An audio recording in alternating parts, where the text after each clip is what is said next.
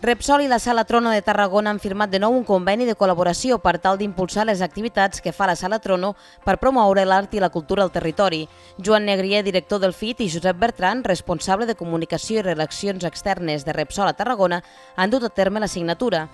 L'acte s'ha realitzat durant la presentació de l'obra Dignità Autonome di Prostituzione i ha comptat amb la participació especial del director i diversos actors.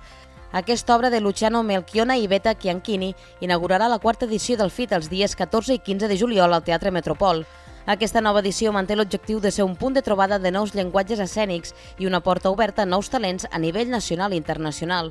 Que Repsol recolzi una proposta d'un grup de gent que fan teatre de petit format, noves dramatúrgies, teatre de gent no coneguda, és, evidentment, alguna cosa que no acostuma a passar. Per tant, ens sentim més que agraïts. Repsol és el patrocinador oficial del quart Festival Internacional de Teatre Tarragona 2017 i contribueix a la seva organització amb una aportació de 35.000 euros. Avui hem fet la presentació de l'espectacle inaugural del Festival Internacional de Teatre de Tarragona i nosaltres hem aprofitat tot aquest ambient que s'ha vist per signar el conveni de col·laboració.